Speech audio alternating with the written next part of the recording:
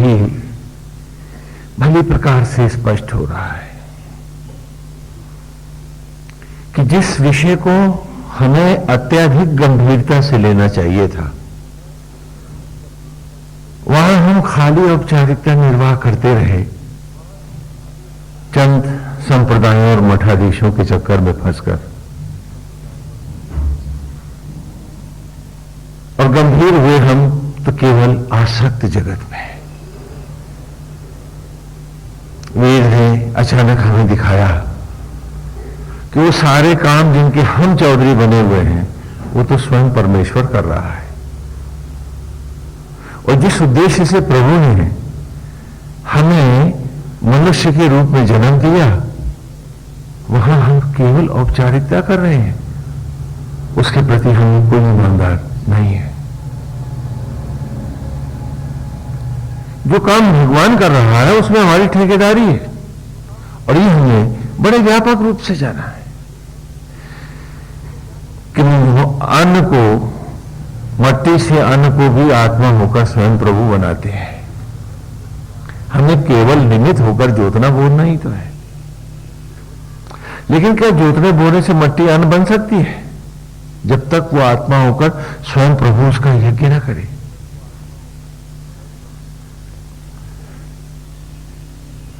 तो भस्मी से, मट्टी से, सचराचर में नाना प्रकार के अन्न और वनस्पतियां ईश्वर ही प्रकट करता है।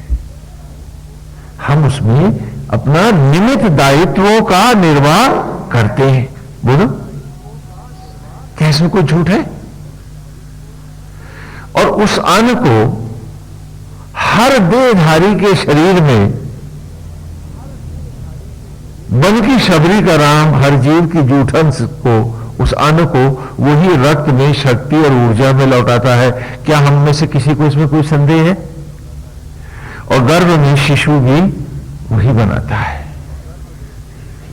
हाँ, किसी को आता है बनाना?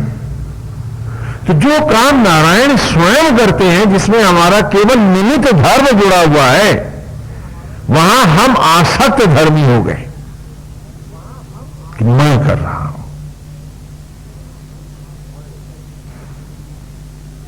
और सारे चौधरी बन गए हम।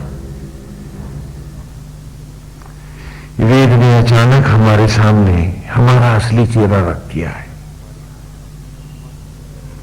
और फिर भी यदि हम अपने आप को न पढ़ना चाहें, न जानना चाहें, तो हमसे बड़ा हतभाग कौन होगा कि जब नारायण ही स्वयं हमारा भरण पोषण कर रहा है, वही हमारे घर के में नए दिए जला रहा है, नए शिशु ला रहा है, और वही आत्मा होकर पुनः उनको सांस, धड़कन और जीवन दे रहा है। नहीं है क्या? ये झूठ है क्या? सच ही नहीं है।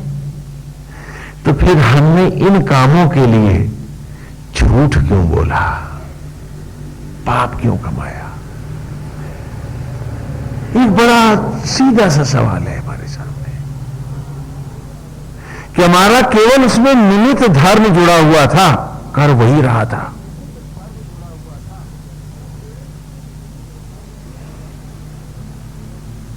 तो दूसरों के साथ हमने दुर्गंध क्यों फैलाई? हम ईर्ष्या द्वेष में क्यों गए? हम लोग मोह में क्यों गए?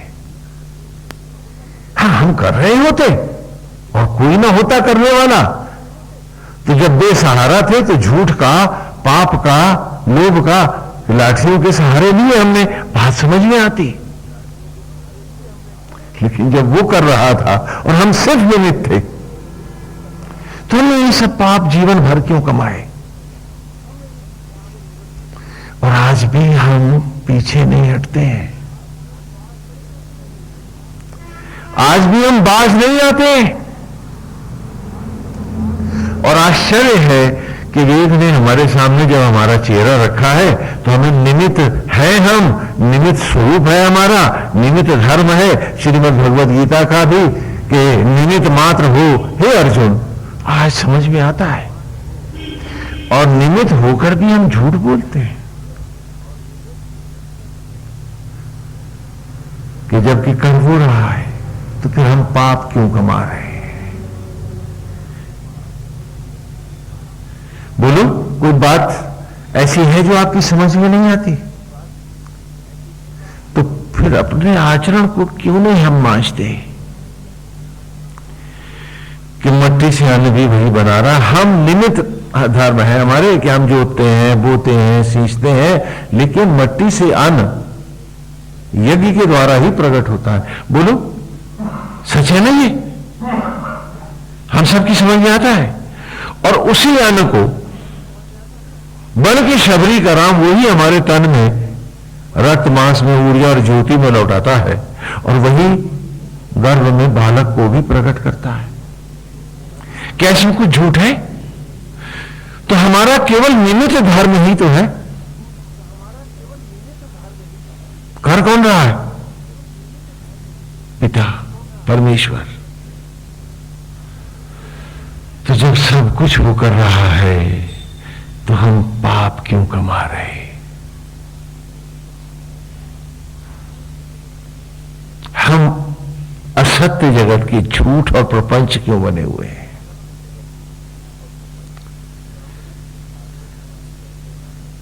क्या अमृत के सागर के पास बैठे हैं और विष ही विष प्रकट कर रहे हैं? क्यों? हम पूछे अपने आप से कि मुझे सबसे ज्यादा गंभीर होना था उस विषय के लिए कि वो पिता मुझे मट्टी से मनुष्य क्यों बना रहा है? वो मुझको परिवार से, समाज से, सम्मान से क्यों वरद कर रहा है? क्योंकि मैं तो निमित्त हूं, कर तो वो रहा है।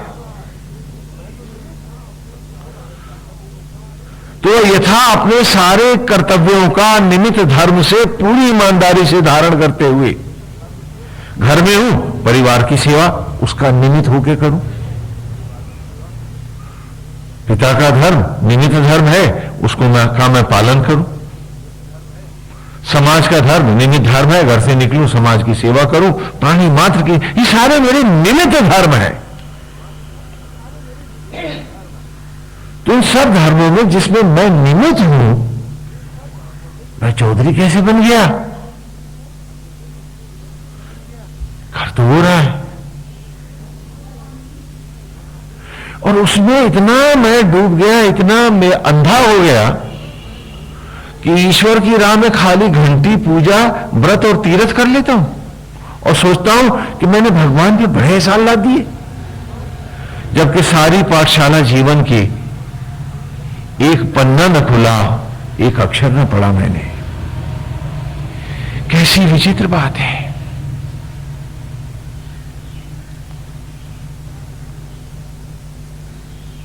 क्या आप इसी समझदारी कहोगे? पूरी ईमानदारी से अपने आप को जवाब दो कि जो आप करते रहे हो, क्या इसमें कोई समझदारी थी?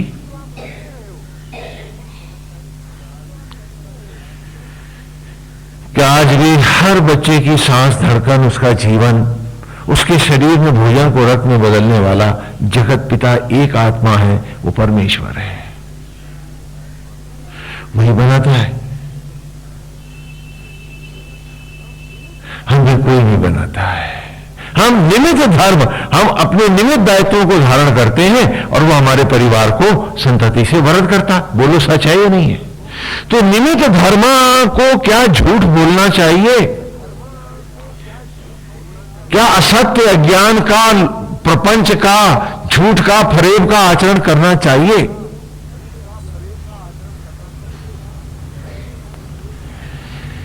रामलीला का मंच है। राम बना बालक अपना किरदार निभा रहा है। वो जानता है कि वो क्या कर रहा है, अभिनय कर रहा है, नाटक कर रहा है। लेकिन वही बालक जो राम का अभिनय कर रहा है, कहीं आसक्त धर्मा हो जाए। ध्यान से सुनो मेरी बात को। वो आसक्त धर्मा हो जाए और तब केकई उससे कहे कि मैंने तुम्हारे पिता से 2 वर लिए थे, उसके अनुसार मैंने मांग की है कि तुम 14 बरस वन को जाओ और राजपाट मेरे बेटे भरत को दे दो। तो जब तक वो रामलीला का किरदार यही कहेगा कि माता आपकी आज्ञा को मैं शिरोधार्य करता हूं, आपकी खुशी के लिए सब कुछ करूंगा, कहेगा नहीं बोलेगा? रामायण का डायलॉग है, बोलेगा नहीं बोलेगा?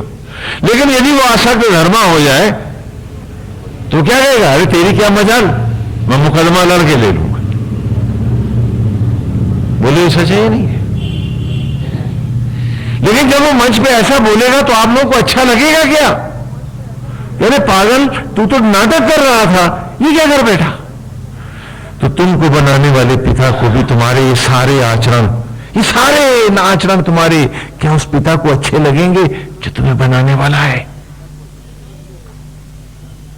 कि किरदार निभाने गए थे और ये गंदगी भी ढूंढ रहे हो,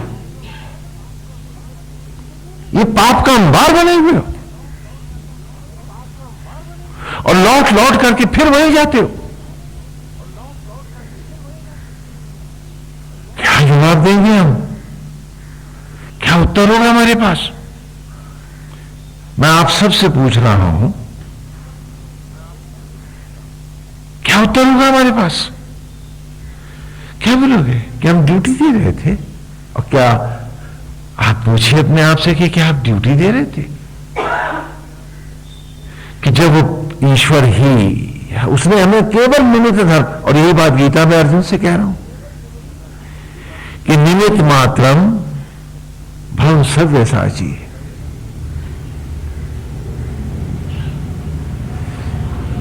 अर्जुन तो निमित्त होकर के जीवन संग्राम को युद्ध कर। और अर्जुन कौन है? 10 इंद्रियों के अर्जुन से अर्जित जीव मात्र क्या कहलाएगा? और क्योंकि मन की इंद्रियों से अर्जित है इसलिए इंद्र का पुत्र है। तो आत्मा श्री कृष्ण किससे कह रहे हैं कि निमित्त मात्र भव सव्यसाची? हम सब से, जीव मात्र से कह रहे हैं। क्यों? क्योंकि हम सब निमित्त हैं। मट्टी से अन्न यज्ञ के द्वारा पेड़ों के गर्भ में वही बना रहा है। हम निमित्त जोतते बोते हैं ना। यदि यज्ञ ना हो पेड़ों के गर्भ में तो जोतता बोता रहा, कुछ होगा क्या? और वही आत्मा होकर भोजन को रक्त में बदल रहा है और वही गर्भ में शिशु ला रहा है। तो पचाने का काम उसका, खिलाने का काम उसका, पेट भरने का काम उसका, हमारी केवल उसमें निमित्त धर्म है। बोलो है कि नहीं है? तो क्या निमित्त धर्म वाले जो निमित्त हैं उन्हें झूठ, पाप और प्रपंच करना चाहिए उस काम के लिए जिसे वो कर रहा है? और हम सब तो यही करते रहे। हम सब तो यही करते रहे। और ऐसा करके क्या हम उस पिता को प्रसन्न करते रहे या कि उसे पीड़ा देते रहे? कि निमित्त धर्म से हीन होकर मेरे ही बनाए मेरे पुत्र धरती का अभिशाप बन गए।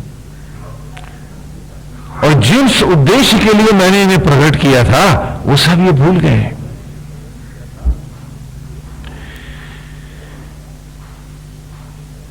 ये उदाहरण हम फिर ले लेते हैं कि रामलीला हो रही है। राम बने बालक से कैकेयी ने कहा कि तुम्हारे पिता ने मुझे 2 वचन दिए थे, आज मैंने वही मांगे हैं कि तुम्हारे लिए 14 वर्ष का वनवास और मेरे बेटे को राजगद्दी। तो वो लड़का जब तक उसे याद रहेगा कि मैं नाटक कर रहा हूं, रामलीला का किरदार निभा रहा हूं, तो क्या उत्तर देगा? मां आपकी प्रसन्नता के लिए और पिताजी की खुशी के लिए मैं इसे शिरोधार्य करता हूं और मैं सुखपूर्वक वनवास लूंगा, यही कहेगा ना। लेकिन अगर वो आप ही की तरह आसक्त हो जाएगा तो क्या कहेगा? तुम्हारी जरूरत कैसे हुई कहने की? मैं मुकदमा लड़के भी जीत लूंगा, मेरा ऐसा तो कैसे मार सकती? तो रामलीला देखने वालों को राम का ये अभिनय अच्छा लगेगा क्या? बोलिए, सोचिए कि आप देख रहे हैं और अचानक बालक ये बोलने लगा है, आपको अच्छा लगेगा? तो वो जो आपको तिल तिल कर क्षण क्षण बना रहा है, हर सुख से नवाज रहा है, उसे कैसा लगेगा? वो आपकी माला देखेगा, आपके भजन सुनेगा,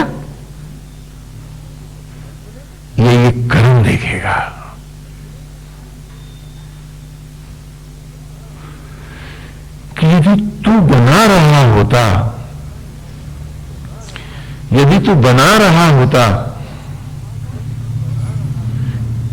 तो बात और थी कि वे सब तुझे को करना है। मैं कर रहा था, मैं ही तुझे ज्ञान से, विज्ञान और बुद्धि से वरद कर रहा था। तू केवल पढ़ाई का एक निमित्त धर्म ही तो धारण कर रहा था। यदि मैं बुद्धि पर ही रोक लगा देता तो तू क्या करता? तो सब काम तो मैं कर रहा था। और मैंने झूठ नहीं बोला, मैंने पाप नहीं किया, मैंने कोई असत्य का आचरण नहीं किया।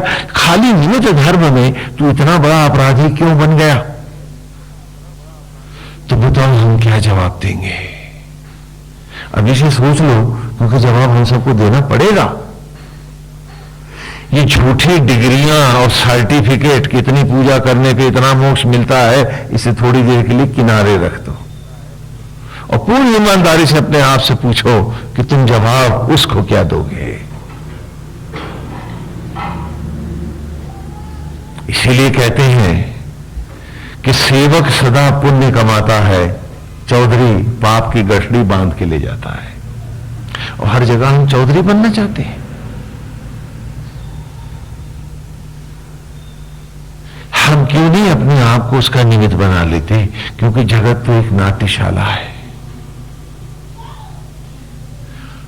और वेद की इन ऋचाओं में मधुचंदा ने एक एक ऋचा करके हमें यह सत्य पढ़ाया है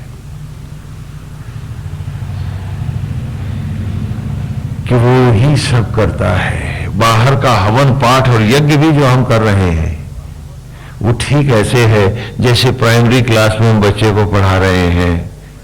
ए for S, B for balloon, C for cat, जैसे अल्फाबेट पढ़ाते हैं। हाँ, प्रतीकों के माध्यम से अक्षरों का ज्ञान कराते हैं, सोई तो है।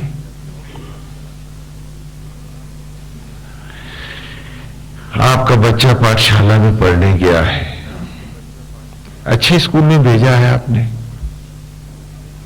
मोटी फीस भी दी है और वहां बड़े सुंदर खिलौने हैं जिनके माध्यम से बच्चों को ज्ञान कराया जाता है, पढ़ाया जाता है। आपका बच्चा है, वहां गया है।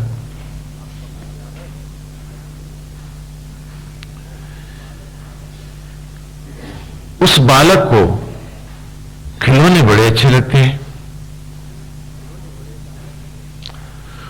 और वो लोभ के वशीभूत आपका बच्चा उस खिलौने को चुरा के घर ले आता है। क्या करता है? घर ले आता है। क्या आप प्रसन्न हो जाएंगे कि कमाई कर लाया, 200 रुपए फीस दी, 800 का खिलौना आ गया, 600 का नेट प्रॉफिट हो गया? आप प्रसन्न होंगे क्या? आप खुश हो जाएंगे? हाँ, उसकी तारीफ करेंगे? तो वेद का ऋषि भी पूछता है आपसे, आप भी पत्नी से पा, बेटी से का बा, लड़के का ला, अक्षर ज्ञान ही तो करने आए थे, मकान का मां, आप खिलौने चुरा चुरा के क्यों भागे? क्या आप साथ ले जाएंगे? तो फिर आपने इतना झूठ क्यों बोला? और फिर उसके साथ एक बड़ा झूठ ये बोला कि आपका आचरण न बदले, आपका विचार न बदले, आपका स्वभाव न बदले, खाली राम राम आप गा लें और भक्ति, बड़े भारी भक्त होने का आप एक स्वांग भी भर लें, नाटक भी कर लें आप, और फिर उसके बाद आप ये भी मान लें कि आपका मोक्ष तय हो गया, क्योंकि आप बड़े ईमानदार हैं। क्या कोई व्यक्ति अपने भीतर अपने साथ इतने भयंकर षड्यंत्र कर सकता है? लेकिन हम सब कर रहे हैं और उसके बाद अपने को फुसला भी रहे हैं कि हम बड़े अच्छे हैं, हम बड़ा अच्छा काम कर रहे हैं, हमको बहुत समझदारी है, हम अच्छों को मूर्ख बना लेते हैं। हाँ? क्या विलक्षण बात है। और दम्भ ये भी शायद अब हो जाएगा कि हमने वेद भी पढ़ लिया और मतलब कुछ भी नहीं। गुरुकुल में हम बच्चों को पढ़ाते थे इसी उद्देश्य से कि जीवन का उद्देश्य न खो जाए, और जो वो कर रहा है उसमें तो तुम चौधरी जी बन जाओ, और जहां तुम्हें सचमुच करना था, जो जानना था, उसकी तरफ तुम्हारा ध्यान कहां जाएगा? क्यों? क्योंकि तुम दूसरे के किए कराए पे अपनी चौधराहट की मोहर जो लगाए बैठे कि मैंने किया है। और तब ऋषि ने दिखलाया हमको कि बहुत बड़े बड़े काम तुम्हें तुम्हारे प्रति करने थे, अपने को जानना था, पहचानना था,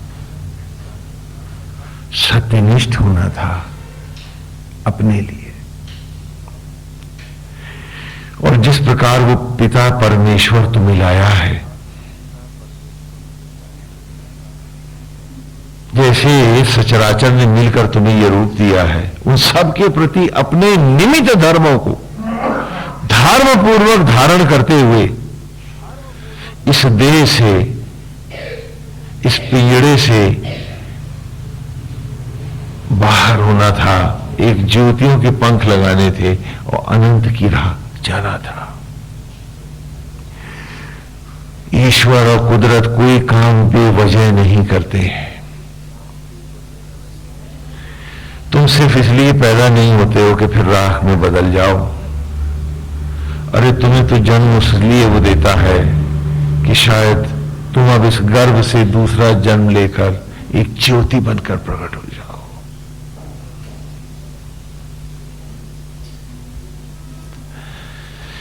कि तुम उस रूप को प्राप्त कर सको। और क्योंकि मुझे तुम्हारे को उस रूप में देखना है, इसीलिए तो भगवान कहते हैं कि मैं नौकर बनके मैं ही सारे कर्म धारण कर रहा हूं, तो केवल निमित्त ही तो है। यदि मुझे तुझको इस एक योनि में ही भटकाना होता तो मैं तेरे लिए मट्टी से अन्न क्यों बना? उस अन्न को रथ में मैं आत्मा होकर तेरी जूठन को शबरी का राम बन के क्यों ढालता? कर अपने आप। और तेरी गोद में वो सूरज जैसे चमकते नवजात शिशु क्यों लाता? बना अपने आप। मैंने तुझे सारे दायित्वों से परे रखा। क्यों रखा? मुझे उत्तर दे दो, मुझे जवाब दे दो कि सारे दायित्वों को नारायण कहते हैं मैं धारण कर रहा हूं, तो उसमें केवल निमित्त है। तो तुझे काहे के लिए बनाया था? झूठ के लिए, मक्कारी और प्रपंच के लिए, दूसरों को छलने और ठगने के लिए? क्यों? अथवा हर बाप की इच्छा होती है कि उसका बेटा भी उसके जैसा हो जाए। तू भी अजर अमर अविनाशी उस अनंत स्वरूप को पा, उस अनंत सत्ता में आ। और तू झूठ की सत्ता में है, फरेब की सत्ता में है। और साथ में ये दम भी लिए है कि तू बहुत बड़ा भजन करता है, तू बड़ा देवता है और तुझे सब कुछ आता है और तू तो बड़ा सही जीवन जी रहा है। क्या विडंबना है। और एक दूसरे को डिग्री और सर्टिफिकेट बांट रहे हो। कैसी विचित्र बात है। और भूल रहे हो कि हर क्षण फिसल रहा है। उस अंधेरे में चले जाओगे जहां हाथ को हाथ सुझाई नहीं देगा, न अपना न पराया, कोई भी तो दिखाई नहीं देगा। उस अंधकार से पहले, उस रात से पहले तुम्हें भी तो एक सूरज को जगाना था। रात अंधेरी होती है, अपनी झोपड़ी में हर कोई दिया जलाता है और तू तो दियों को अंधेरा करता रहा है अपनी ही झूठ, प्रपंच, पाप और दुर्व्यवहार से।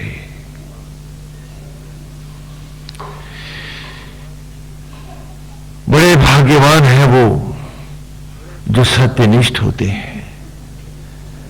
वे उन्हीं को गाते हैं जो हर रात का एक सूरज ढूंढ लाते हैं। तवा हम शूर रात भी, आज की ऋचा खोल ले, यही है।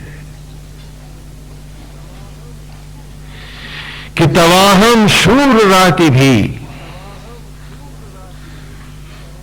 प्रत्यायम सिंधु मावदन, कि तेरा जो मार्ग है, तेरा जो ज्ञान है, तू जो है, हे मधुचंदा, तवाहम तू है शूर सूर्य राति भी, रात के अंधेरों का। जिसे तू मिल गया, तेरा ये वेद मिल गया, उसे सूरज मिल गया। कोई विषय विषांतता के अंधेरे फिर न छू पाएंगे, जैसे तू हर अंधेरे में सूरज बन के जगह ज्योति बना। हर अंधेरी रात को तू रोशन करता चला गया। गा रहे हैं जीता माधु छंदस शिष्य उनके, मौन समाधिस्थ मधु छंदा है, अनंत की राह चल दिया है। पुराण भिंदुर युवा कवि अमित ओजा अजायत, क्या सारे पुरों को भेदता, सब घरों को तोड़ता, हर घर को नष्ट करता, भेदन करता, आज त्रिपुरारी हो गया है वो, तीनों पुरों का विनाश कर गया है, तोड़ गया है वो। और पुनः वो ऋषि युवा हो गया है, नित्य यौवन को, आत्मा की नित्य युवावस्था को प्राप्त कर गया है। अमित ओजा, अमित ओज को, अमिट ओज को, ज्योतियों को धारण करता अजायत उत्पन्न हो गया है वो।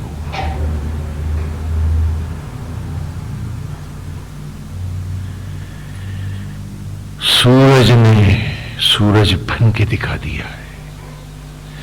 जिन कारणों से प्रकृति और पुरुष हम सबको जन्मते हैं, मधुचंदा उस सत्य पर खरा उतर गया है। आज परमेश्वर की आंखों में भी एक खुशी आई है, एक चमक आई है कि एक उसका बनाया खिलौना आज उस सत्य को पा गया है। बाकी सब झूठ के अंधेरों में भले डूबे हों, एक तो आ गया है। जबकि आना जाना हम सबको है, और जो नहीं जाएगा वो महापतित योनियों को बारंबार भोगेगा। 84 लाख बार नहीं, कितने 84 लाख बार। और उसकी सदगति तभी होगी जब वो मधुचंदा होगा, इसमें कोई संदेह वेद को भी नहीं है, और हम में से भी किसी को अब नहीं होना चाहिए।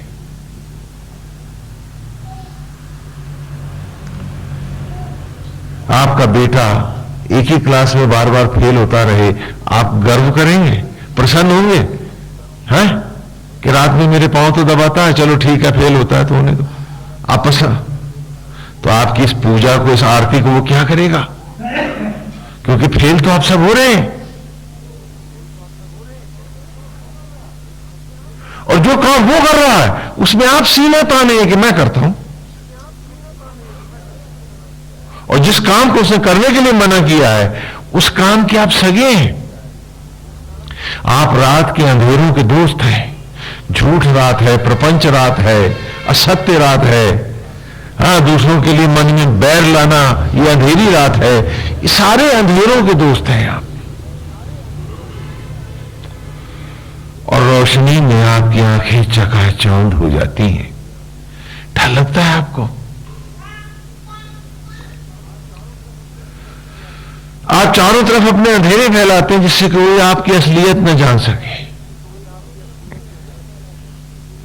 इसलिए आप डरपोक भी हैं, डरते भी। और मधुचंदा है कि पुराण भिंदुर युवा कबीर अमित ओजा अजायत, क्या हर पुरों को भेदता,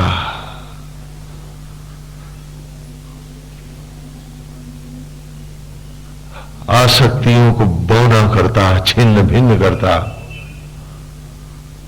आज वो हर पुरों को का भेदन करता हुआ अजायत प्रकट हो गया है। वो मधुचंदा है।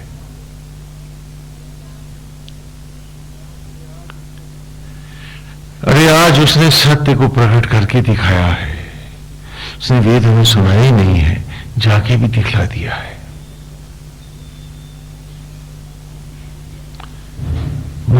जेठा मधुछंदस सुना रहे हैं हमको। जागेश्वर की वो पावन स्थली है। हजारों वर्ष पूर्व का ये घटनाक्रम है और स्थान आज भी वहीं ज्यों का त्यों रखा है।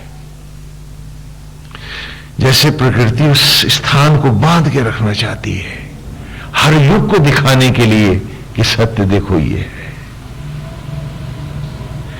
उत्तरायणी गंगा का तट है, दारूक वन है, देवदार के वृक्षों की सघन वादियां हैं।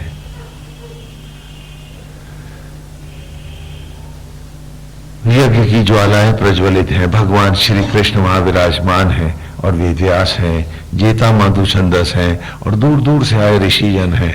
और जेठा मधुछंदस देख रहे हैं कि आज उनका गुरु लोप होने जा रहा है। मधुछंदा पुराम धिंदुर युवा अमित ऊजा अजायत। और आज वे उसी की स्तुति में कह रहे हैं कि तवाहम शूर राति भी, कि तेरा शौर्य ही था।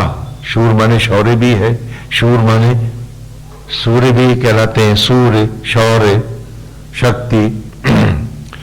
और राति भी का अर्थ है समर्पित होना, अंग संग होना।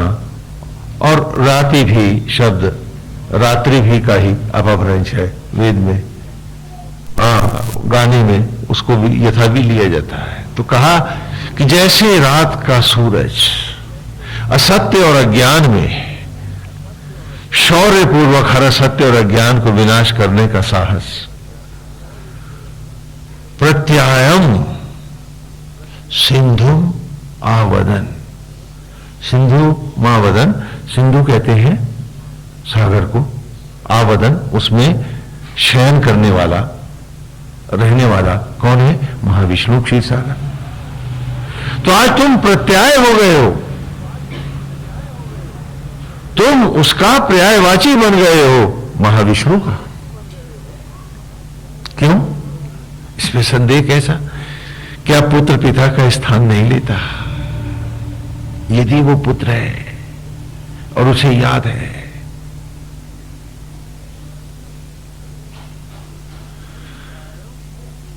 तो प्रत्यायम सिंधु वादनम, क्या आज तो तुम उसके पुत्र भी हो और विष्णु स्वयं वही हो, उसका रूप हो गए हो। काश इन ऋचाओं को हम भी अपने जीवन में उतार पाए होते और सुखपूर्वक इनमें जीने की कल्पनाओं और संकल्पों को पुष्ट कर पाए होते, जो आज मधुचंदा हो रहा है।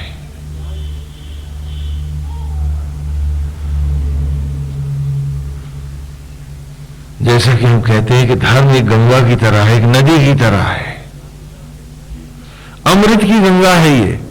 लेकिन इस अमृत गंगा में भंवर भी तो हो सकते हैं, ये संप्रदाय है। धर्म प्राणी मात्र को जोड़ता है और संप्रदाय तो मनुष्य मात्र को बांटता है, अपने अपने ठेके मजबूत करता है। और आश्चर्य है कि धर्म के नाम पर हम भंवर में ही जाते हैं डूबने। इस महान नदी के अमृत को पीकर इसके जल का आनंद लेना नहीं चाहते हैं, हम तो भंवर में ही फंसना चाहते हैं। ये एक विलक्षण बात है।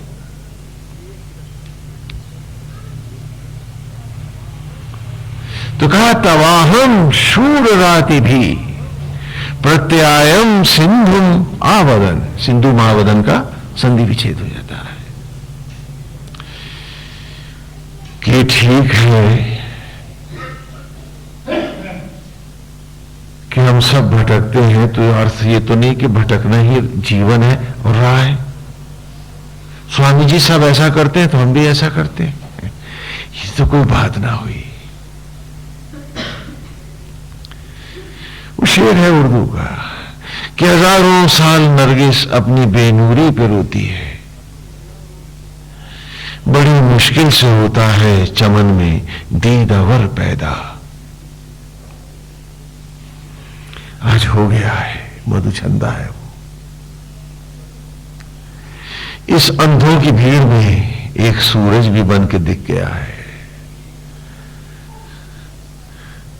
वो ज्योति बन गया है, हर अंधेरों को तोड़ा है और वो सूरज हो गया है।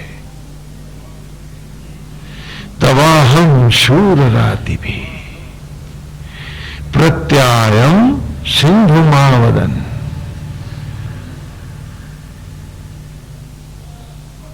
क्या आज वो महाविष्णु का पर्यायवाची है? प्रत्यय, प्रत्यय बन गया है, प्रत्याय हो गया है। प्रत्यय शब्द का होता है अपत्यम प्रत्याय। कैसे कि जैसे नामों में भी होता है, महर्षि पराशर है, उनके पुत्र हैं वेदव्यास, तो उसमें हम प्रत्यय लगाते हैं तो क्या होता है? पाराशर। क्या लगा? तो यहां प्रत्यायम सिंधु आवदन।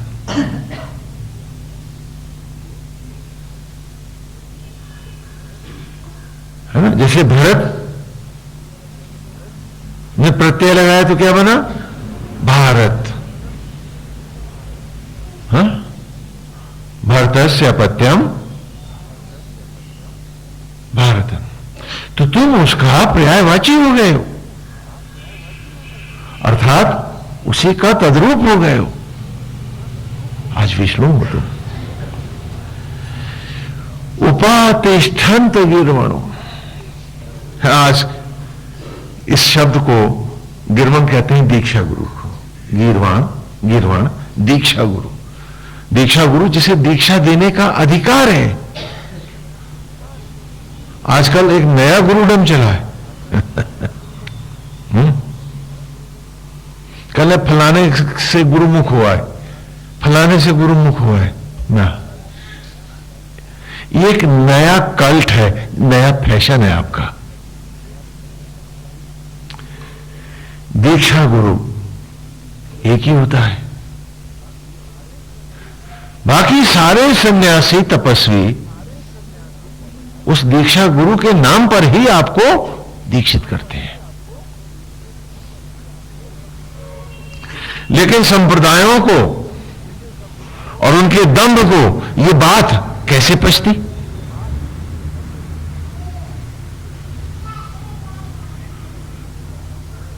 हाँ, कि मेहनत हम करें और यशगान बृहस्पति का हो, यह कैसे हो सकता है? क्योंकि दीक्षा गुरु तो एक ही है। कि किसी युग में, किसी काल में भी अगर आप दीक्षित होंगे तो केवल उस गुरु से होंगे जो दीक्षा देने में समर्थ है, अर्थात जो ब्रह्म ज्योति को प्राप्त है। बाकी सारे ऋषि आप कहीं से भी दीक्षित होगे, मंत्र लोगे, मंत्र इन द नेम ऑफ, जैसे कोई भी सैनिक, कोई भी सेनापति जो भी काम करेगा इन the name of president of the country, उसी प्रकार जो सनातन धर्म की मर्यादा आदिकाल से चली आ रही है कि मंत्र कोई भी देगा in the name of Devguru Brihaspati ही देगा। वेदव्यास भी देगा तो देवगुरु बृहस्पति के नाम पे देगा। इसीलिए गीता में भगवान ने भी क्या कहा कि गुरुओं में मैं, दीक्षा गुरुओं में मैं बृहस्पति हूं। उठाइए श्रीमद् भगवत गीता, प्रमाण आपके सामने है।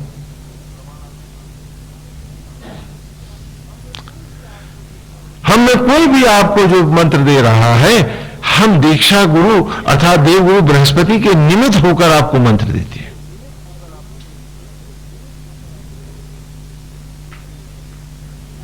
ये नया जो दुकानदारी शुरू हुई इसमें सनातन धर्म में कि कोई आस्था कभी नहीं रही है। ये संप्रदायों की अर्थात भंवर की देन है। भंवर की अपनी फिलॉसफी होती है, भंवर का अपना डिसिप्लिन होता है, भंवर का अपना कल्ट होता है। नदी तो अमृत जल देती है जीने के लिए, भंवर नाव की नाव डुबा के मार देती है। हाँ, रहती भी वो नदी में है, धर्म उसका वही है, वो अपना धर्म करती है। तो संप्रदाय भी अपना अपना धर्म करते हैं, हमें उनमें कोई आक्षेप नहीं है। हाँ, जो संप्रदाय का धर्म है वो करते हैं, हम नदी हैं, हम नदी का धर्म करते हैं। तो कहा उपातिष्ठन्त गिर्वणो, कि आज दीक्षा गुरुओं की श्रेणी में एक पवित्र नाम और जुड़ गया है, और वो मधुचंदा तेरा है, तू है। उपातिष्ठन्त गिर्वणो, क्या आज उसी श्रेणी में तेरा भी नाम, तू भी विराज गया है, बैठ गया है, क्योंकि तू साक्षात परमेश्वर हो गया है।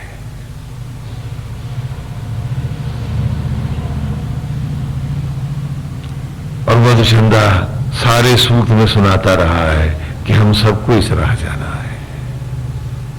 वो गुरुकुल में बच्चों को पढ़ाता है तो ये राह दिखलाता है, और हम हैं कि चंद मालाओं को, कुछ झूठे थोथे आचरण को, तथाकथित चौधराहट को, सूरज को भी अंधेरा करने के प्रपंचों को, उन सब को धारण करके मान लेते हैं कि हम बड़े तपस्वी हो गए हैं, बड़े सत्यनिष्ठ हो गए हैं। क्या? हाँ, बड़े कपड़े पहन लिए हैं, और जाने क्या क्या हो गए हम। तो कहा उपातिष्ठन्त गिर्वणो, कि आज देव गुरुओं की श्रेणी में एक पवित्र नाम और जुड़ गया है, और हे पावन मधुचंदा, वो तू है। उपातिष्ठन्त गिर्वणो विदुष्टे दस्य कारवा। विदुष्टे का अर्थ है विदु धन स्थितम, कि ज्ञानियों में भी परम ज्ञान में तू स्थित हो गया है, स्वयं ब्रह्मा हो गया है। तस्य ऐसा कारवा, समर्थ हो गया है तू, समर्थों की श्रेणी में भी तू सबका शिरमौर हो गया है। क्या सृष्टि का कोई ऐसा कर्म नहीं है, कोई ऐसा कार्य नहीं है जिसको तू वहन नहीं कर सकता।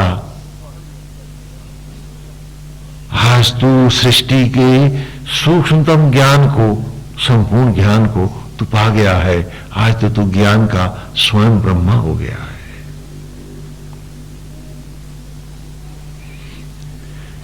बड़े भाग्यवान हैं जो जाते हैं इस राह पर, वरना सप्त सागर की लहरों में डूबते और डुबाते रहते हैं। कहते हैं जो दुनिया करती है हम करते हैं। अरे सागर में सब डूब रहे हैं, तू बच सकता है तो बच निकल, या कि तुझे भी वहीं डूब के मरना है। ये अद्भुत ग्रंथ हैं, ये अद्भुत ऋचाएं हैं, और ये ऋग्वेद के आरंभ का प्रथम ऋषि है जो निरंतर हमारे सामने अब पूर्णतः स्पष्ट हो चुका है। और उसने ये अमृत में ज्ञान हमें दिया कि जीवन को जिन उद्देश्यों के लिए प्रकृति और पुरुष ने तुम्हें बनाया है, वो जो तुम्हें खिला रहा है, तुम्हें बुद्धि से, विचार से वरद कर रहा है, उसका दुरुपयोग न करो। उसने तुम्हें एक बड़ा अमूल्य सुअवसर दिया है, इसे खो मत, इस राह पर आगे बढ़ो। थोथे दंभ और झूठ तुम्हें तुम्हारे ईश्वर को दूर ले जा रहे हैं, हरिद्रोही बना रहे हैं, और मानते हो कि तुम बड़े भक्त हो। ये दंभ भी तोड़ो और भक्त बन के दिखा दो। जैसे पिछले रविवार को हमने लिया था कि ये सारी भगवान की कथाएं और लीलाएं हमारे मन को धोने की पवित्र गंगाएं हैं। हमारे संदेहों को धोकर हमें सत्यनिष्ठ बनाने के लिए ही तो परमेश्वर लीला करते हैं। हमारी भक्ति का आरंभ होता है सुरसा से। राम की कथा में क्या, वहां कथा में बड़ा रस आता है, तो काहे के लिए गए? सुरस के लिए। अब ईश्वर की कथा का रस है तो सुरस ही तो होगा ना, दिव्य रस ही तो होगा। हाँ, इसको मैला हम कैसे कह दें? राम जी की कथा है। लेकिन आप भूल गए कि सुरसा के पेट में हर कोई समा जाता है, हनुमान को भी जाना पड़ता है, और आप तो वहीं बैठ गए आकर के। नहीं भाई, सुरस के साथ अब आगे भी तो बढ़िए।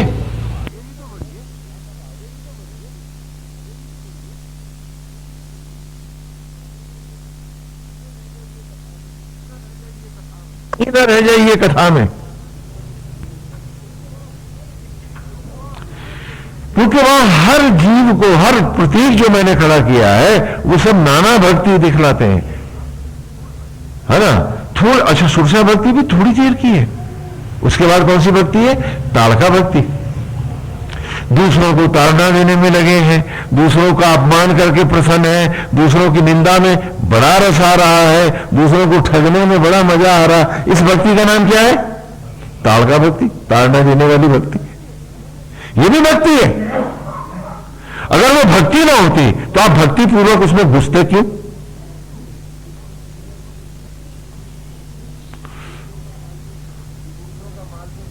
दूसरों का माल भी घसीट के ले आना, ये स्वभाव भक्ति है। ये सारी भक्तियां हैं। आपको पूछना है कि आप किधर जा रहे हो श्रीमान?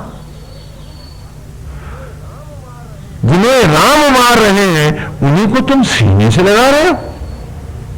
बड़े भक्त हो।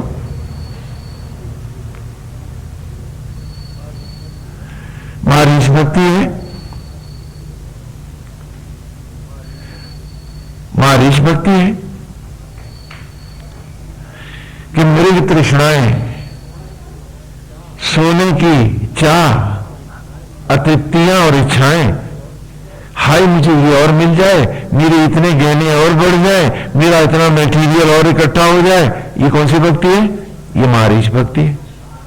तो कभी तो ताड़का भक्ति में बैठा हूं मैं, कभी मारीच भक्ति में तो बिल्कुल पूरी तरह से भक्त हो गया हूं, सोते जागते, हाँ कब किसका उठा लाऊं और हो जाए। नहीं, भक्त आप सब है, हम सब है। लेकिन ये देखो कि कौन सी भक्ति तुम्हें कहां ले जा रही है।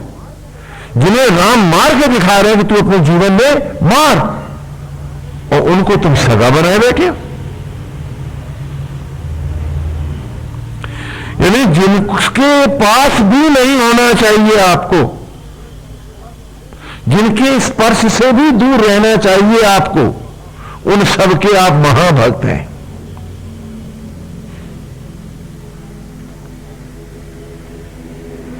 हाँ, कैसी विचित्र बात है।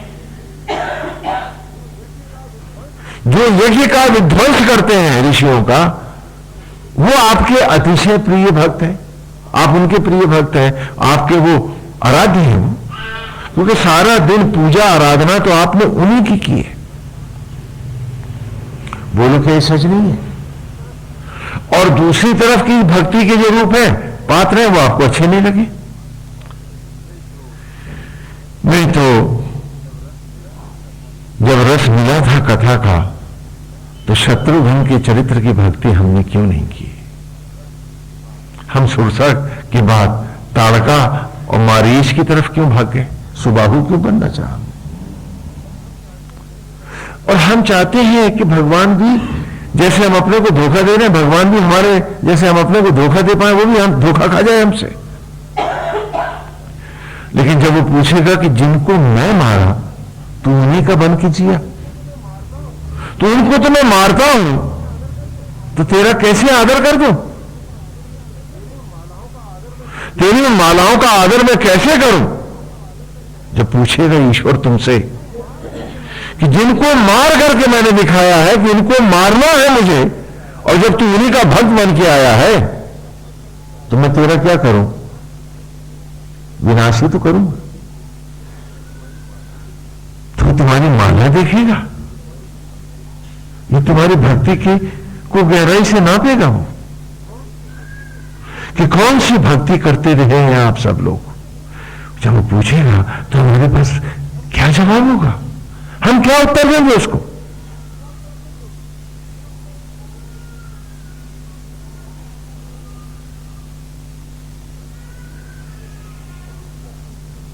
और उत्तर हम सबको देना होगा, सामना हम सबको करना होगा, जाना सबको होगा।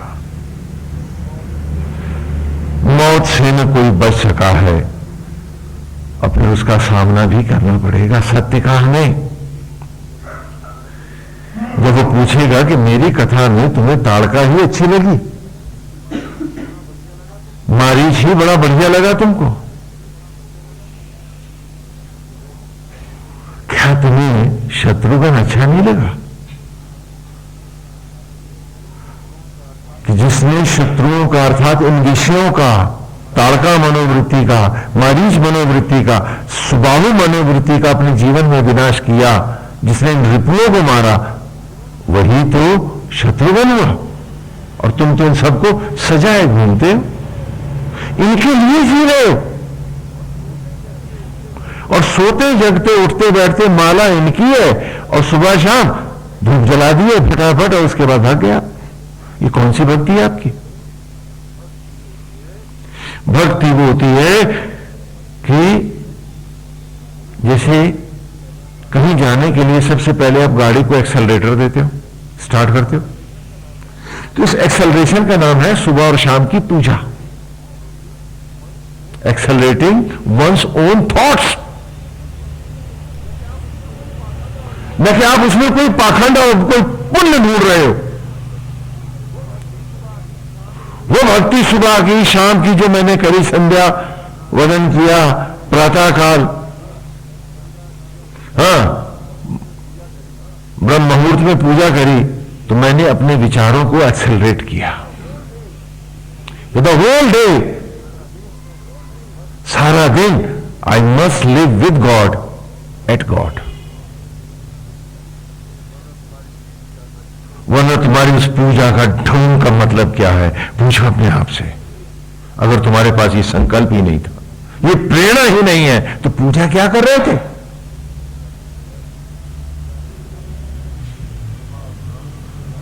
सुबह और शाम की पूजा गाड़ी को स्टार्ट करना है मन की।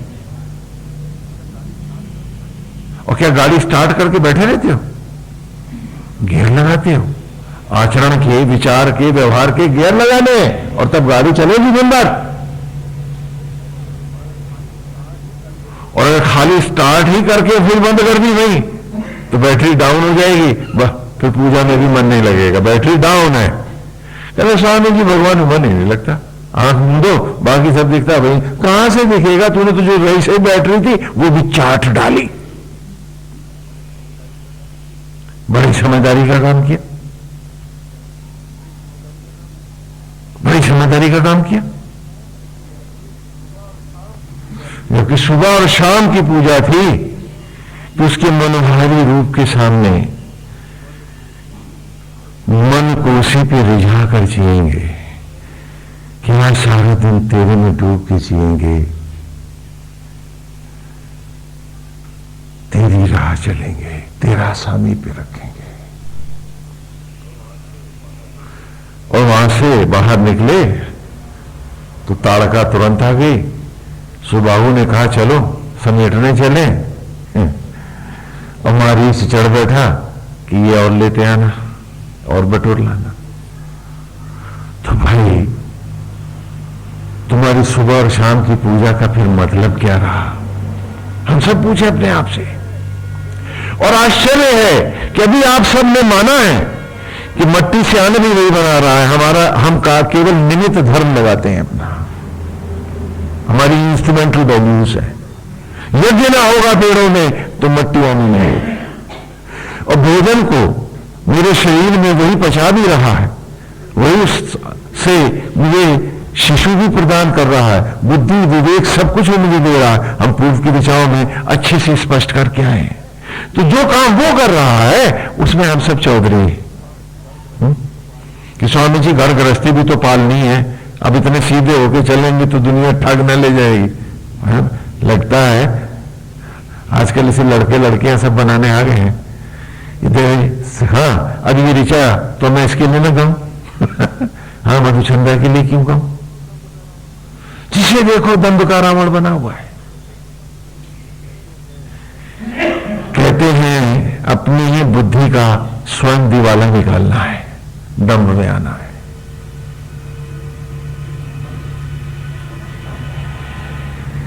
हाँ? कि जो काम वो कर रहा है उस काम में मुझे दंभ है कि मैं कर रहा हूं, और क्योंकि मैं कर रहा हूं वो नहीं कर रहा, तो इसलिए झूठ प्रपंच और पाप का सहारा तो लेना ही पड़ेगा ना, इसलिए आप झूठ बोल रहे हैं। काम वो कर रहा है, आप केवल निमित्त है, और फिर भी पाप की गठरी बने हुए।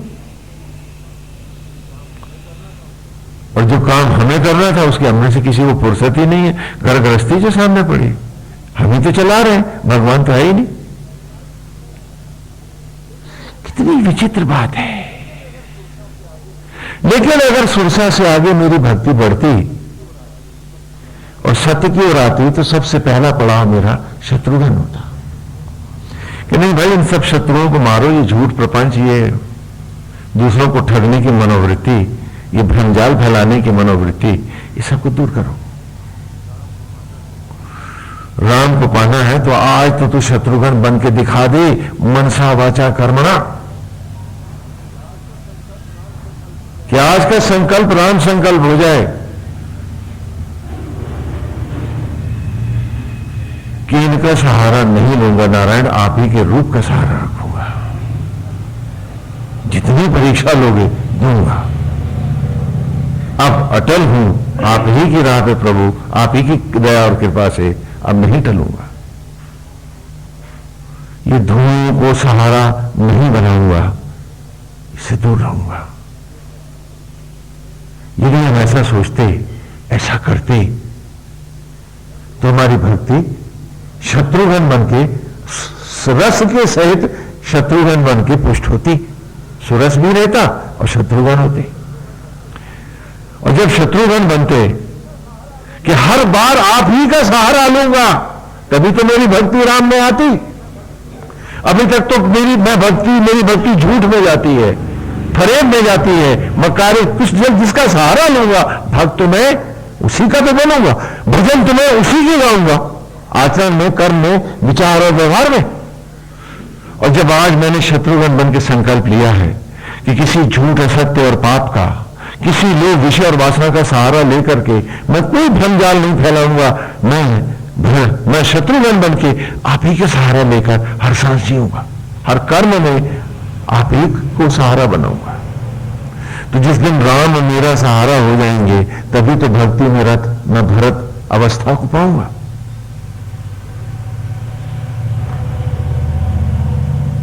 बोलो, क्या भगवान की लीला का अमृत नहीं समझ पाते हो क्या? अरे उसी का दिया बुद्धि है, विवेक है। ईमानदारी से पूछो अपने आप से कि मुंह में राम राम और सहारा सब झूठ, प्रपंच, फरेब और पाप का। और आश्चर्य है उन चीजों के लिए पाप कर रहे हो जिसमें तुम्हारा केवल निमित्त धर्म है, कर वो रहा है, और वो पाप नहीं करता और तू महापापी बना।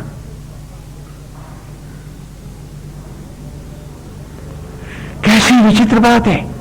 और हम सबको लग रहा है कि हम बड़े समझदार हैं और बड़ा सही काम कर रहे हैं, बड़ा उचित कर्म कर रहे हैं। पूछो अपने आप से कि जिसके आचरण, विचार और व्यवहार में राम नहीं है, उसकी माला का राम सच है कि झूठ है? बताओ क्या है वो? और धोखा दे रहा है वो अपने आप को। और आज आपके इस आचरण को देख करके लोग क्या कहेंगे? मुंह में राम, बगल में यही भक्ति मार्ग है, बगल में छुरी। छुरी क्यों? आप तो AK 47-57 जाने क्या क्या आ गई। कैसी बात भक्ति मार्ग कहते हैं? तो स्वयं को दिया गया धोखा और ठगी आप किसको कहेंगे?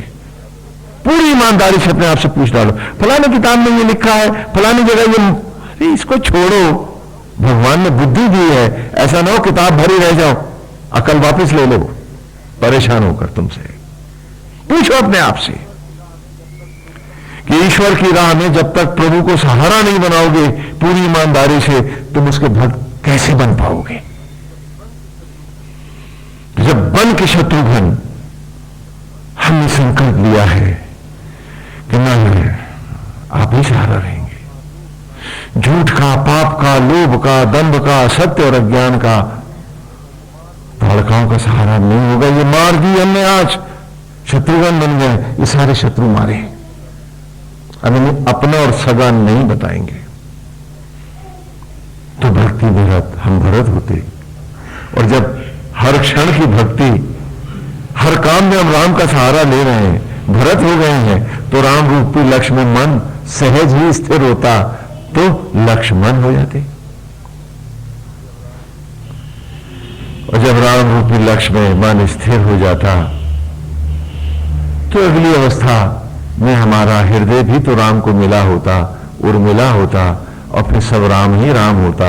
हम भी मां भगवती लक्ष्मी जो लीला करके दिखा रही हैं जानकी के रूप में, हम भी यूं ही राम के श्री चरणों को सदा सदा के लिए अर्पित हो जाते, तो लीला का असली अमृत पाते। पर हम तो सुरसा बने हुए थे, तो ताड़का को भी मौका मिल गया, मारीच भी हमसे, सब सगे हो गए हैं। और बाकियों से खाली दूर से एक औपचारिक सियाराम जयराम रह गई है हमारी। कैसी का नाम भक्तिमान। कृष्ण की कथाओं में भी वेद की राह पे लाने के लिए हम गुरुकुल में लीलाओं के द्वारा बच्चों को पढ़ाते हैं कि ये शरीर जेल है। क्या है? इसी में कैद है आत्मा वसुदेव। वसु माने अग्नि और देव माने देवता। अग्नियों का देवता आत्मा वसुदेव इसी में कैद है। क्यों कैद है? क्योंकि 10 इंद्रियों को 10 मुंह बना करके मन कंस बन गया है, रावण बन गया है। तो जब मन 10 इंद्रियों से बाहर भगा रहा है जीव को, तो शरीर आत्मा की जेल हुआ कि नहीं? बोलो। तो वसुदेव और देवकी कहते हैं ब्रह्म ज्वाला को, वो दोनों इसमें कैद है। और आज भी शरीर में ही जब बालक उत्पन्न होता है तो बाकी सब नंद और यशोदा बन के पालते हैं। वसुदेव और देवकी तो सदा कैद रहते हैं इसमें, और मन कंस बना रहता है। और जाने कौन कौन सी भक्ति, असुर भक्तियों में रहता है। असुर भी भक्ति करता है, तो तुमने भी पूजा करी, हम सब ने भी माला फेरी, तो कौन से बहुत बड़े काम कर डाले। असुर तो ऐसी भक्ति करता है कि सिद्धियां भी पा लेता। हमने तो ऐसा कुछ पाया भी नहीं। तो हम तो असुर भक्ति से भी निकृष्ट भक्ति में बैठे हैं। और हमें दंभ है कि हम ही सबसे बड़े भक्त हो गए। आपके घर में बच्चा पैदा हुआ, क्या 10-20 साल बाद भी उतना ही था?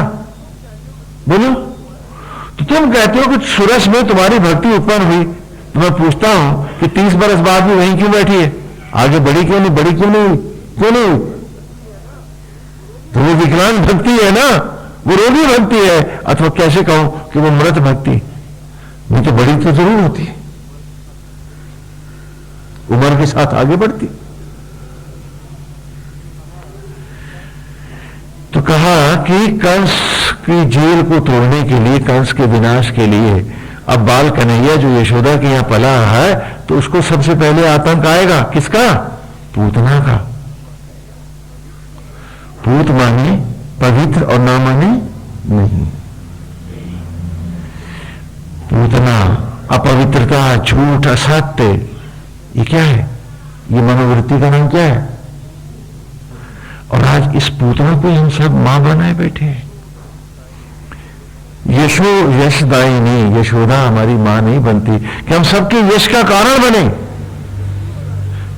हम सबको यशस्वी बनाएं और स्वयं यश की राह जाएं, तो यशोदा के लाल कहलाएं। हम सब पूतना नंदन हो जाते और बड़ी भक्ति कर रहे हैं। आचरण में, विचार और व्यवहार में जो न उतरी, उसे कोई सिर फिरा ही तो भक्ति कहेगा।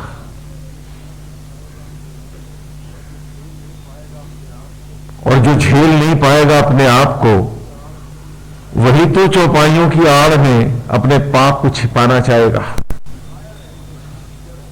क्योंकि वो कायर है, डरपोक है, नपुंसक है, साहस नहीं है सत्य की राह जाने का, तो बहाने खोज रहा है। जो सूरज की तरह स्पष्ट है उसमें संदेह क्या है?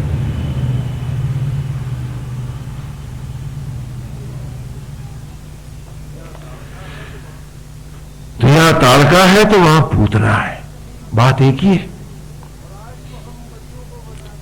और आज तो हम बच्चों को बताते हैं कि मेरा तेरा ईर्ष्या द्वेष झूठ सच सब करो, पूतना मैया की जय बोलो, और क्लास में पढ़ के आना सदा सच बोलो। लेकिन यहां आके वही करना जो हम बताएंगे। आश्चर्य होता है कि वो हमें सब कुछ दे रहा है, बुद्धि और विवेक भी दे रहा है, उसने हमारे सामने कोई समस्या नहीं रखी है। रखता तो आज आप में से कोई यहां सत्संग में ना आया होता, क्योंकि हर एक को मट्टी से अन्न बनाने की चिंता होती, हर एक को भोजन को रख में बदलने के लिए कहीं एक जगह खामोश बैठे रहना पड़ता कि भीतर ध्यान रख भैया, नहीं तो कहीं सब लुट रह जाए। सारी समस्याएं प्रभु ने अपने पास रखी हैं, तेरे पे एक भी तो समस्या नहीं रखी है।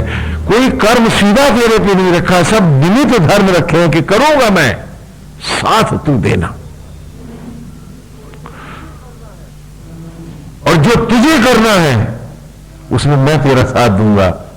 तू आत्मा से अद्वैत कर, इस शरीर को ही पुनः गर्भ बना, और बन के ज्योति मधुछंदा सा अनंत अवस्था में प्रकट होकर दिखा दी।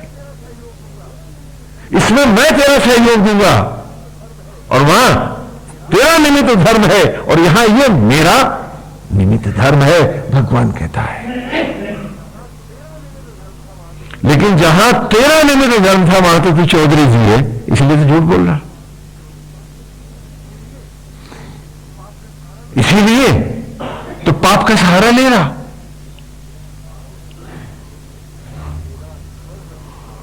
और जहां तेरा स्वर धर्म था, आत्मधर्म था, जो तुझे करना था, जहां ईश्वर तेरा सहयोग करता, उस कर्म का कोई अता पर, वहां खाली माला फेर आया था, है ना? क्या बात है। कल फलानी जगह लिखा है, अरे चाहे हम चाहे फेर लिया, हो गया बस। उसका हुआ कि तेरा क्या हुआ, किसका हुआ? कि जिसके नाम लेने से 1 कोटि जन्मों के पाप नष्ट हो जाते हैं, तुमने उसकी 1 लाख माला फेरी, तेरा कौन सा चिंता गई? तो जाहिर है कि तूने माला फेरने की अभी तक तमीज भी नहीं सीखी, नाम लेने की अकल भी नहीं आई तुझे, तूने उसकी मर्यादा भी नहीं जानी, तभी तो उस नाम ने प्रभाव नहीं दिखाया। और जिसने अब नहीं दिखाया, मर के क्या दिखाएगा तुझको? क्योंकि तू उस नाम लेने की तहजीब में भी तो नहीं आया। और वो ये ऋषि दिखा रहा है कि नाम लिए नहीं जाते, नाम जिए जाते हैं। आचरण में, विचार और व्यवहार में भक्ति नहीं है, समर्पण नहीं है, तो भक्ति नहीं है। और राम के भक्त फिर झूठ नहीं बोलते, ईर्ष्या द्वेष लोभ नहीं करते, मोह माया में नहीं फंसते, वो राम के रूप में ही समाये रहते हैं, वही भक्त कहलाते हैं। और ये अति दुर्लभ है। हम तो आसक्तियों के दलदल में फंसे लोग हैं, हम क्या जाने भक्ति। भक्ति हम करते हैं पूतना की, भक्ति हम करते हैं ताड़का की, भक्ति हम करते हैं मारीच की, और जय जय राम गोविंद हरे गोपाल हरे। हाँ, कर लिया हमने, मान लिया अपने आप को, एक नया धोखा दे डाला कि हम भक्त भी हो गए।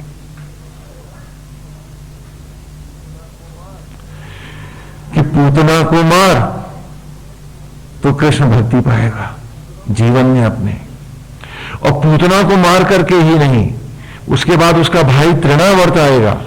तृण माने तिनका, और आवर्त माने बवंडर, विषय वासनाओं की, इच्छाओं के, लोभ के, झूठ और कपट के बवंडर ही तो तृणावर्त हैं, जो फिर तेरी भक्ति को उजाड़ देंगे, बियाबान कर देंगे, तेरी बाल भक्ति को, शिशु भक्ति को की हत्या करने आएंगे।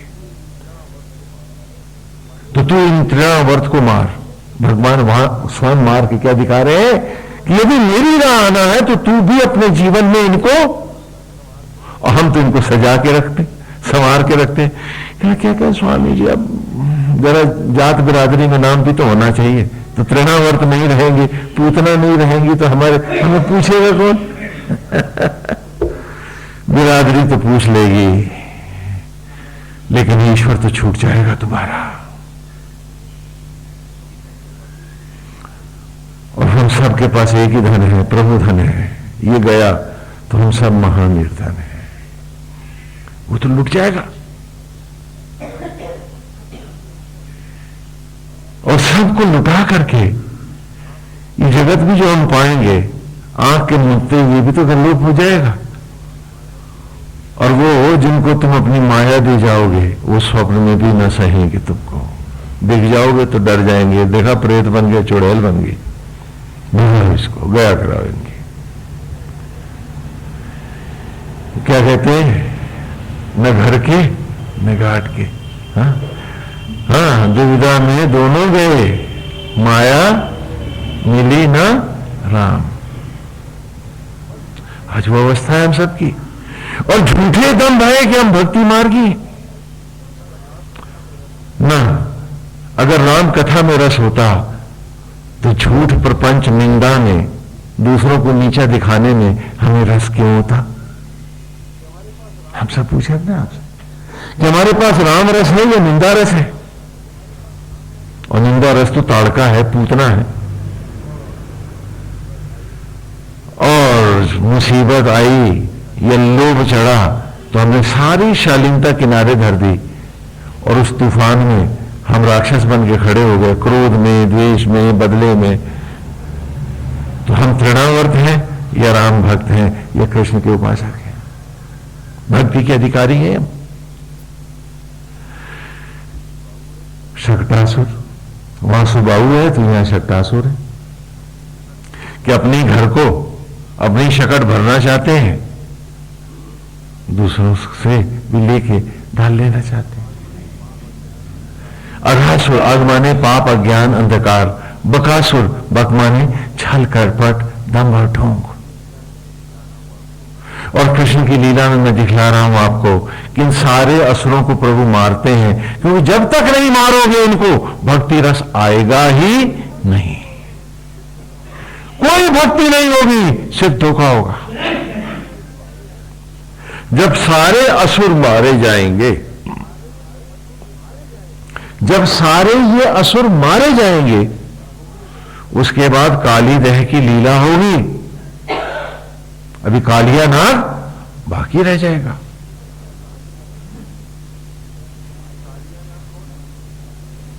ये कालिया नाग कौन है?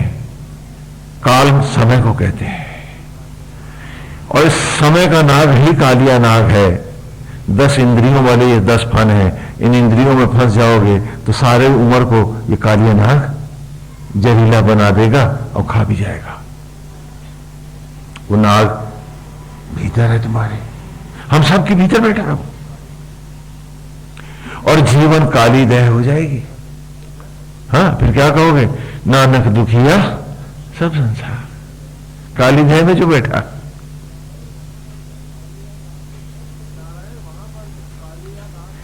नारायण वहां पर भी कालिया नाग को नथ करके दिखाते हैं कि तू भी 10 इंद्रियों का निग्रह कर, नाथ इन्हें, और तब तू इनके ऊपर नृत्य करेगा। तेरा हर जीवन का क्षण मधुर भक्ति में आएगा। इससे पहले तो नाग का विष रहेगा, भक्ति कहां होगी? बोलो। और आज तुम इसके विष में रहते हुए भक्ति के सपने देख रहे हो। अब भगवान की लीला का ध्यान नहीं कि जो इनको नाचेगा तभी तो इनके फन के ऊपर नाचेगा वो, और नहीं तो फन उसके ऊपर नाचेगा। तो भक्ति कहां आएगी तुम्हारी? क्या ठगी का नाम भी भक्ति होता है? अपने आप को धोखा देने का नाम भी भक्ति है? पूछो अपने आप से कि जब तक इन इंद्रियों के विष को मैं नियंत्रित करके इन्हें विष से रहित नहीं करूंगा, मुझे भक्ति कहां मिलेगी? और जब कालिया नाग नाथा जाएगा, उसके बाद ही तो महारास और रास लीलाएं होंगी। उससे पहले कैसे हो जाएंगी? तब पहली बार प्रभु भक्ति का रस आएगा कि सीए राममय सत्य सामने आ जाएगा। ये कोई हमको बड़ा भारी तीर नहीं मार रहे हैं, ये सत्य है और उस सत्य को जो नित्य सत्य है उसको स्वीकार रहे। पहली बार आंखें खोल रहे हैं अपने। अभी तक तो मूंदी आंखों में सपने देख रहे थे हम, आसक्तियों में कि नींद में सोए हुए। क्या आज वो आत्मा सब में ना हो तो यहां कौन होगा? तो सीए राम में, क्योंकि एक शाश्वत सत्य है। क्या आत्मा हो कि प्रभु न विराजेंगे तो यहां एक भी तो चेहरा न होगा, क्योंकि आत्मा के हटते ही वो व्यक्ति नहीं होता, उसकी मट्टी होती है। तो ये सत्य तभी तो हम पर प्रकट होगा। और यही इसी को आज ऋचा में हम मधुछंदा के प्रति गा रहे हैं, गीता माधु छंदसों के साथ, कि तवाहम शूर राति भी, कि तुमने हर अंधेरों का सूरज बन करके हर असत्य और अज्ञान को जलाया। मधुछंदा तू क्षण क्षण सूरज बन के जिया। वो अंधेरे जो तुझे ढकने आते थे वो तेरी ज्योतियों से जल जाते थे और तेरा मार्ग सदा प्रशस्त रहा, प्रकाशित रहा, रोशन रहा। प्रत्याहम सिंधुम आवदन, सिंधुम आवदन, और सागर में शयन करते विष्णु के जैसा तू ज्योति बनकर सदा जिया। वो पाप भी जो तुझे छू गए वो भी अमृत बन के लौटे, वे भी धुल गए, लेकिन कोई भी विष तुझे छू न पाया। हे ज्योतिर्मय, तू ही सत्य बन के जिया,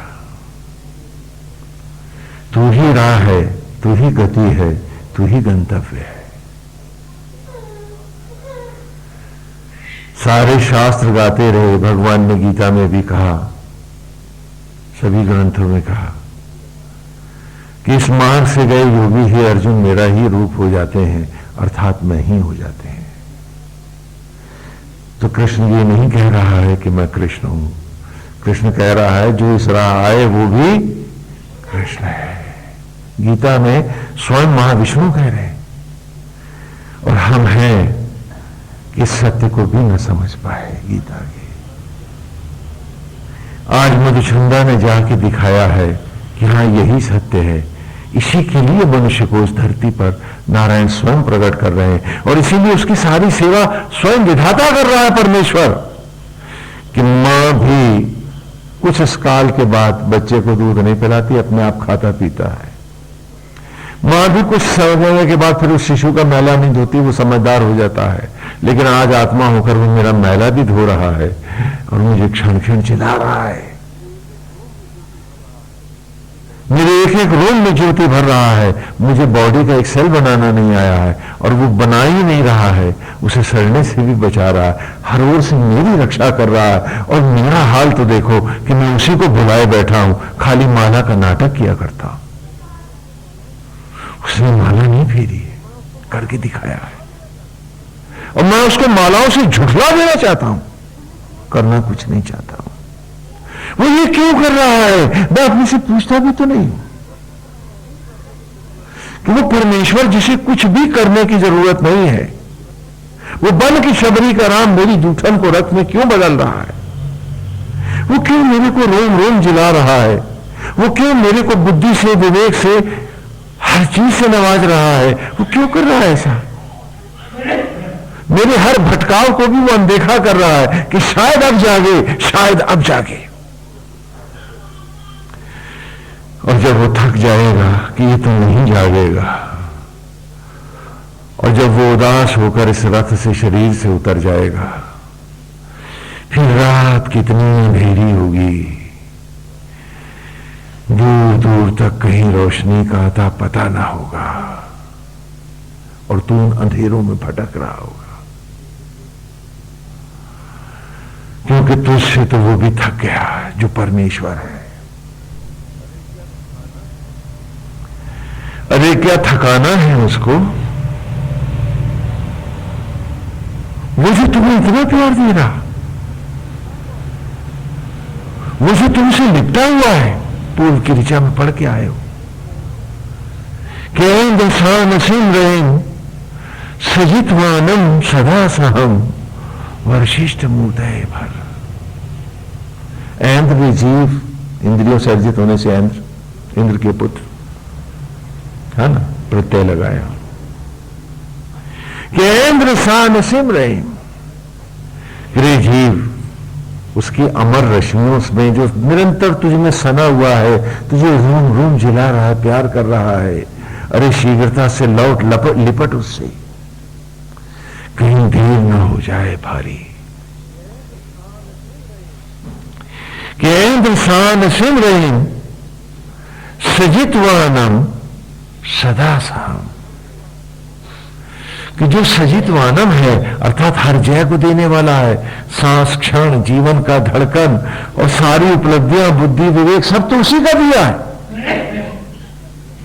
और सदा सहम, और जिसने तेरा नित्य साथ करने का भी संकल्प ले रखा है कि शरीर साथ छोड़ देगा, नाते रिश्ते छूट जाएंगे, लेकिन फिर भी रे जीव तू जहां जहां प्रायश्चित के लिए जिस योनि में जाएगा वो आत्मा बन के फिर तेरा साथ करने आएगा। ऐसे प्रभु को बुलाए बैठा है, ऐसे राम से मुंह मुड़े है तू।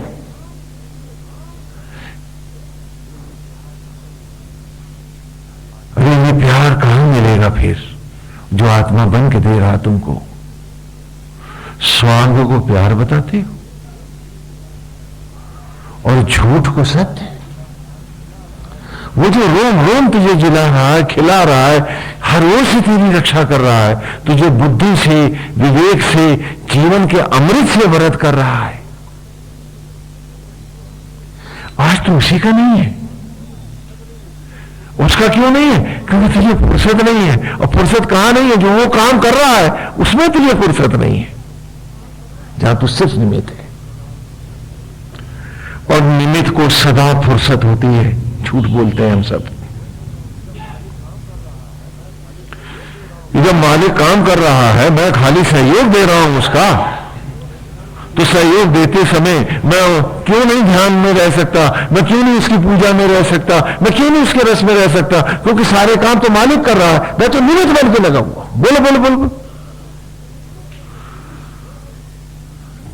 तो फिर मेरे पास भक्ति के लिए समय ही समय था, इसीलिए तो मैं सारे काम कर रहा था।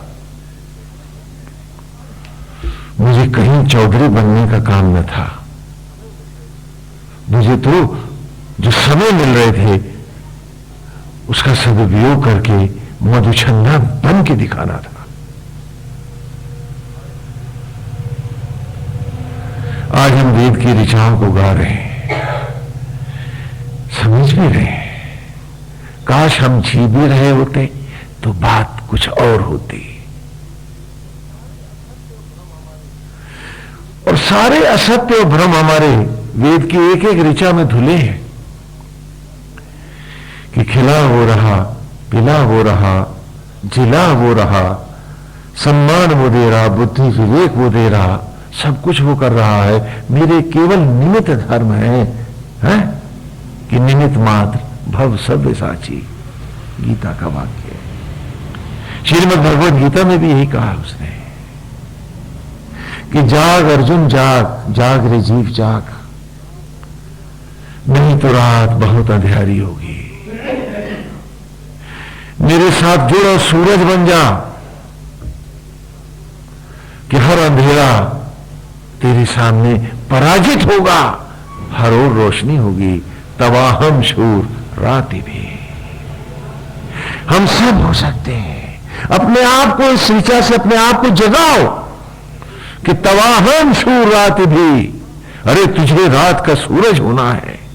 इस ऋचा को ऑटो सजेशन में लो। अब क्योंकि ऋचाएं ऑटो सजेशंस होती हैं, स्वप्रेरणा जिसको कहते हैं संस्कृत में, कि तबाहम शूर राति भी, मुझे तो रात का सूरज होना है, अंधेरों की चाहत नहीं रखनी, अंधेरों से प्यार नहीं करना, मुझे तो सूरज बन के जीना है। प्रत्याहम सिंधु वादनम, कि वो विष्णु है जो क्षीर सागर में जो परमेश्वर है, मैं उनका प्रत्याय बन के जीऊंगा, मैं विष्णु जैसा जी के दिखाऊंगा। बोलो संकल्प हो गया आज। क्या आप झूठ का असत, ये केवल एक ऋषि के लिए एक बार सुनाऊंगा, दूसरी बार ये ऑटो सजेशन बना के ये ऋचा मैं आपको जीने के लिए दे रहा हूं। किस ऋचा को अभी जिया जाएगा? हर ऋचा जी जाएगी। कि तबाहम शूर राति भी, कह रहे तुझको मैं अपने से कह रहा हूं, जाग, अपने आप से कह रहा हूं कि तुझे सूरज से जीना है, हर रात को सूरज से रोशन और रौनक करना है। प्रत्याहम सिंधु वादनम, कि तुझे क्षीर सागर साई विष्णु के जैसा रूप बना के रहना है, उसी के जैसा दयालु, कृपालु और मर्यादित होना है। उपातिष्ठन्त गिरवणु, जिससे दीक्षित हुआ है गुरु से, हर क्षण उसी के पास बैठना है, अर्थात उस मंत्र से जीवन को, हर सांस को सदा अभिमंत्रित रखना है, फिर नहीं भटकना है। विदुष्टे तस्य कारवा, कि विद्वता के भी उस स्तर में स्थित होना है, ज्ञान की भी उसको सूक्ष्मता से जानना है, जो निर्धूम ज्ञान है, जहां कोई धुआं नहीं है, कोई असत्य नहीं है, जहां एक की एक, दो बात नहीं है, एक ही बात है, सूरज से स्पष्ट है, जो उस दर्शन में स्थित होना है और उसी में स्थित रहते हुए ही हर कर्म को धारण करना है।